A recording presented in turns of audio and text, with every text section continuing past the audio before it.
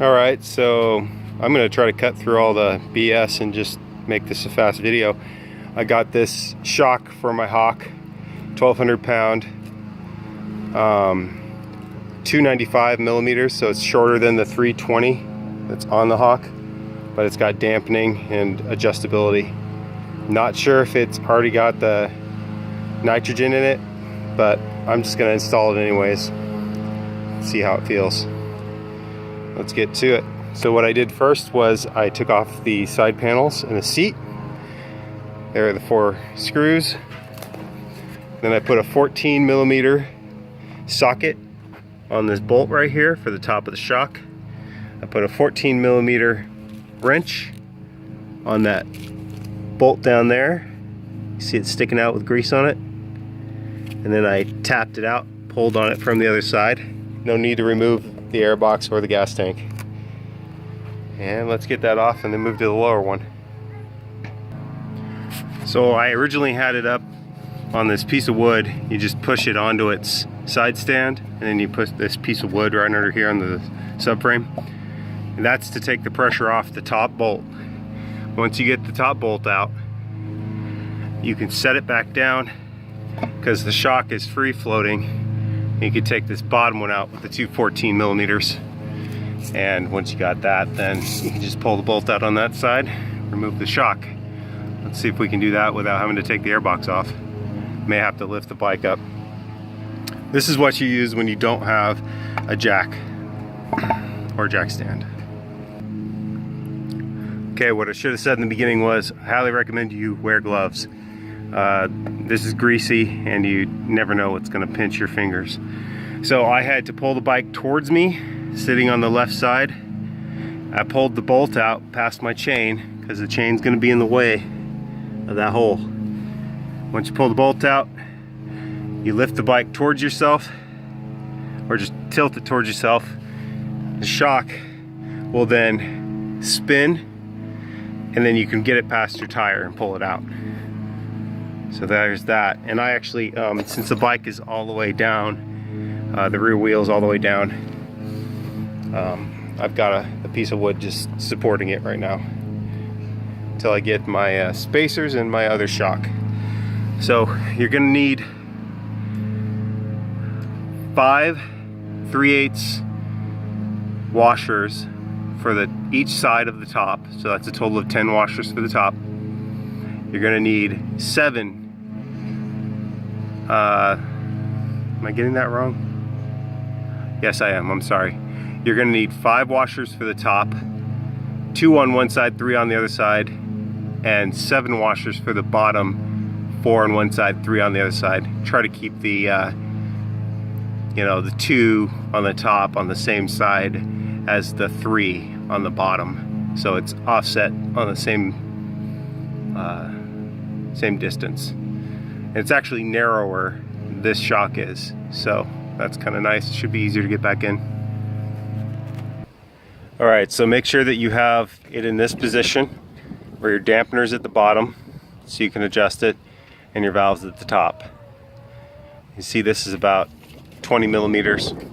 The spacing for the top of the shock on the original is 30, and the spacing for the bottom is 40.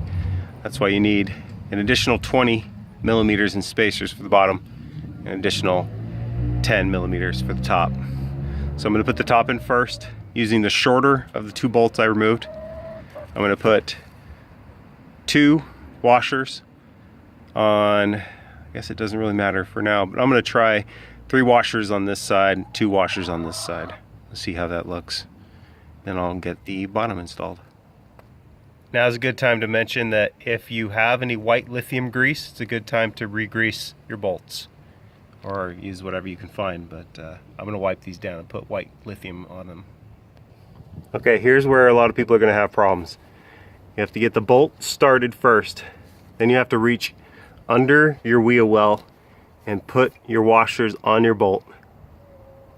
Once those are held on by your bolt, then you have to get your shock on the bolt, start feeding the bolt through, and you have to slip those last 2 washers in, and then the bolt goes all the rest of the way through. those golden colored things are covering a rubber grommet on the inside of the shock. Those will fall out, so be prepared for that. I actually don't have the other 2 washers on the other side yet. I'm about to do that. I'm going to back the bolt off and then slide them in and push it through. Okay, this is the part where you get lucky or you do it over. So you put the 2 other washers in on the other side. You might need a long screwdriver to pull back on that gold piece to take your fingers and slide the washers in, either from this angle or from the other angle. And then you can take that screwdriver, put it in the bolt hole, move the washers around till you can get your bolt through, and then push. Other people have had luck using duct tape. Try to duct tape all your washers to your shock and then hope that it goes in. I got lucky, worked on my first try. Let's try the bottom one after I get this one on. By the way, I'm kind of like holding the bike up right now, so that's another thing that sucks. It'll be a lot easier if you have a jack stand. So when your rear subframe is disconnected from your shock, you know, it's going to flop around. This is a good place to put the wood, I found out, because it's supporting the main frame and the subframe. And so it's pretty sturdy. So now I just got to go get the washers for this part and then move that forward. All right, with some patience and some luck, you get your washers in. What really saved me was taking that flathead screwdriver that I had and sticking it in the bolt hole, pushing the washers in, catching them with the screwdriver, and then kind of raising and lowering the bike and wiggling the bolt through the hole, and it got all of them. So I dropped them a couple times, but no big deal. I tried a different combination of like copper and steel washers. There were different thicknesses, but there's no play, and the shock's working. So I have it set on the middle setting right now. I'm going to drive it, and some people say that if you drive off-road that you should turn it all the way to soft and then back it off 2 to 4 turns. So I got it all the way to or fast and slow or soft and hard, whatever it says, and then come back 1, 2, 3, 4. So I could try that. I noticed there were 12 notches, so 6 is about halfway.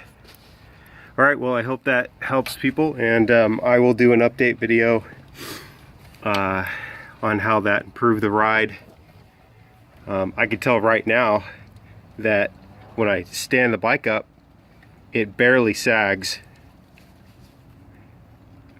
whereas with the stock shock, it's compressed the first 4 springs, which was useless.